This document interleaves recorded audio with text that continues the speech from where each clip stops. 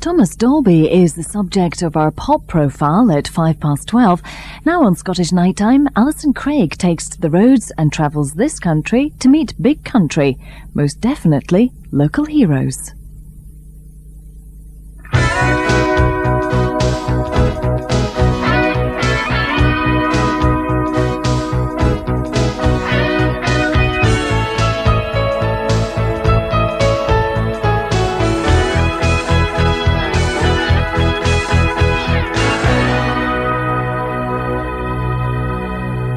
Well, here we are at Dunfermline Football Club, the home of Dunfermline Football Club. But more often than not, every Saturday during the football season, one man that can be heard screaming extremely loudly from the stand, none other than Stuart Adamson of Big Country. For the past 2 years, Big Country have been recording their new album, Buffalo Skinners.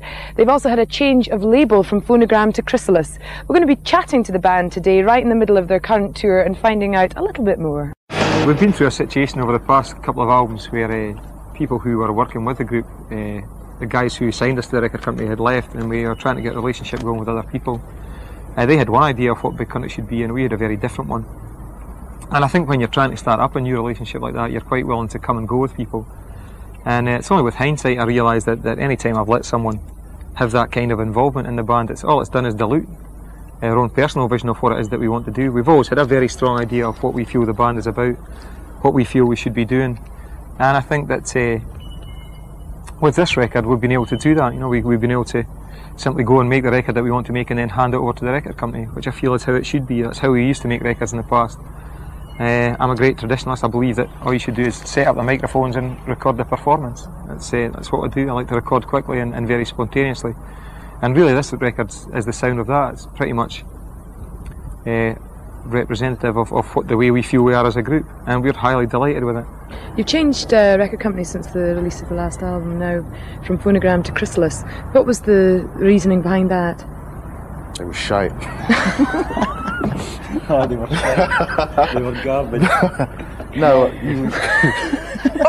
I'll ask that question again. What happened was I got to a point where they couldn't work with us and we couldn't work with them, and it was just stalemate, you know. What, were they trying to have too much of an influence on how your records were going to sound, or? Yeah, well, the first two I don't albums, know what they were trying to do. The first two records kind of were hits on their own, you know, because we were a new band, a new attitude, and we did things slightly differently. But then it's almost like, in order for the record company to keep the success level up, they all of a sudden tried to take over and say, well, look, we know what you do best, you know, do it the way that we... but they didn't have a clue, to be honest.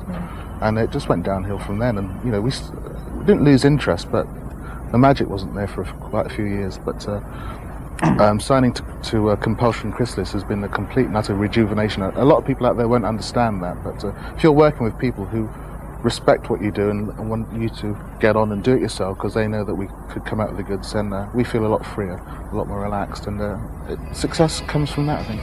So we've been together 12 years. It's a long time in the history of rock and roll for a band to stay together that long.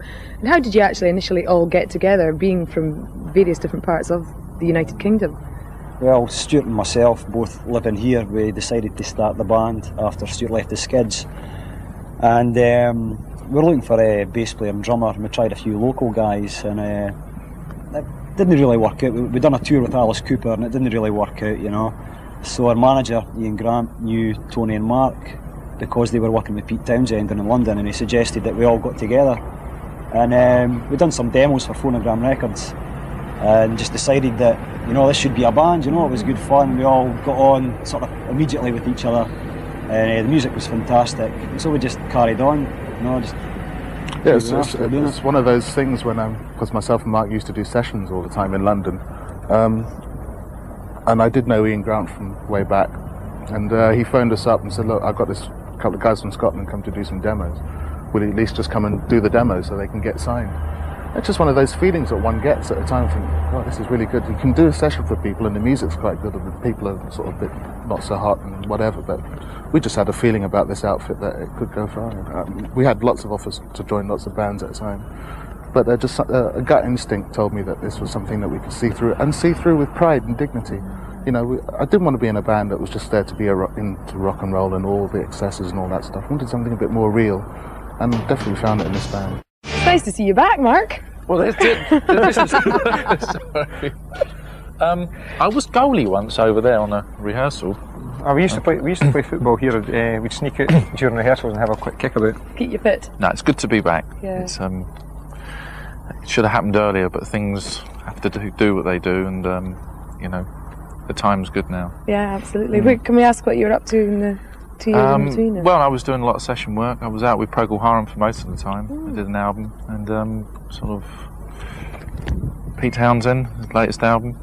So I kept busy with session work, but kind of missed being in a band. It's a one-off. This group was a one-off, and being there from the start, it's something you can't describe being in a band. You can work with different musicians, and there's a special chemistry when the four of us get together and play, and that was missing. And I'm back now, so it's back there again. Whoa! Definitely found my true vocation in life. We're still at Dunfermline Football Club. Of course, Stuart Adamson's a big football fan, but the rest of the band actually have got a big history here as well. They used to rehearse here, they used to use the gym here, and after that, they all used to get into the communal bath and soap each other vigorously. I'm not lying. Let's find out what they say about it. Okay, boys, hang on. So I've got a lot of fond memories of this place. Not all of them recent, I have to say. Were you brought here as a small boy? Yeah, I was. The first game I came to, I think, was sometime in the mid-60s, and Alec Ferguson, who's now manager of Manchester United, was the first person I ever saw scoring for Dunfermline. And you're hooked. Yeah, he's obviously gone on to worse things, I see. Yes, okay, we won't go on about that. But obviously, I mean, you've practiced here, you've been here since you were a wee boy. It's home for you, really, isn't it? It is, yeah. Yeah, I come here regularly, and we used to rehearse here quite a long time ago when the club were actually in the second division, and they used to have a gym under a stand, and we used to use that to rehearse in. So it's got a lot of memories for us. Not for me, not only as a kind of punter here, but as a group as well. You know, we have some fond memories of the place. In 1986, I think that was, we used to rehearse here. Jim Leishman was the manager here, and I think he suggested to Stuart, well, we come and use the facilities because it was like off-season, and they've got sort of good gymnasium facility, which is nice and loud to make a big racket down there. So we come here and do about 3 or 4 hours rehearsal, get out on the pitch, have a run around, and then jump into a communal bath where we got to know each other quite well. You can cut that out. You knew. No way. What were you known as, the human Luther, was it? Just a bass player. There's not a video of that, is there? No. Only in my private vault. Some things we keep to ourselves. Let's see if we can change some money in changing hands and get a copy of that to slip We'll into do anything for money. Anything. Yeah. So we've always supported this club in one way or another, but not the football team. In the middle of a tour at the moment, I mean, do you find you have to do quite a lot of rehearsing now, or do you know each other so well that you kind of read each other and you've no need to lock yourselves away for a couple of weeks beforehand and twang madly? Well, if we haven't toured for a while, then obviously you're in a rehearsal situation where we're doing, you know, working out the songs, dissecting it, you know, making it as tight as we can, working out harmonies and things. But once you take a short gap, we have done a small tour before this one, and there's only been a small gap of really like a month, really, I suppose. So it's just a matter of running the set once or twice, and it's like you're back into it again. I think you can be over-rehearsed when you go out on the road. We like to have a lot of places in the set where we improvise and different things happen each night. So once we've kind of learnt the basic core of the songs, you know, where the harmonies go and what kind of bit happens where, then we tend to just drift around and play pinball and stuff and go shopping.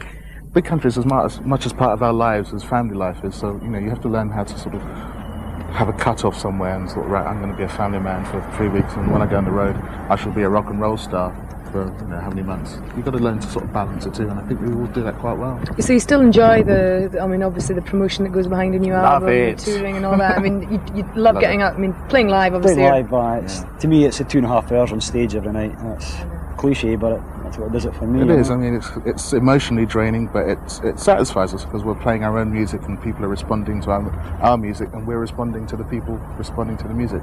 And there's nothing better. There's no better sort of feedback that one could get. I mean, things like promotion and stuff like that, and relying on records being played on the radio, that's part of the music industry, which we do tend to shy away from.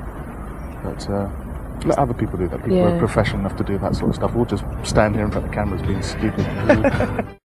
So we've always had a very strong relationship with people live. It's really at the heart of what we do as a group is go out and do that very direct communication with people.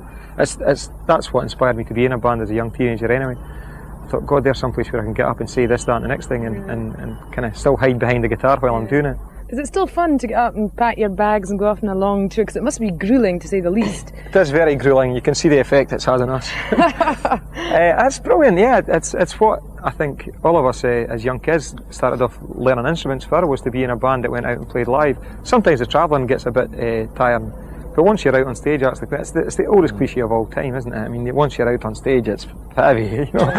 But it's true, it really is. It's magic. We certainly wouldn't do the tour without the gigs. That's my theory. He's right. I can't argue with that.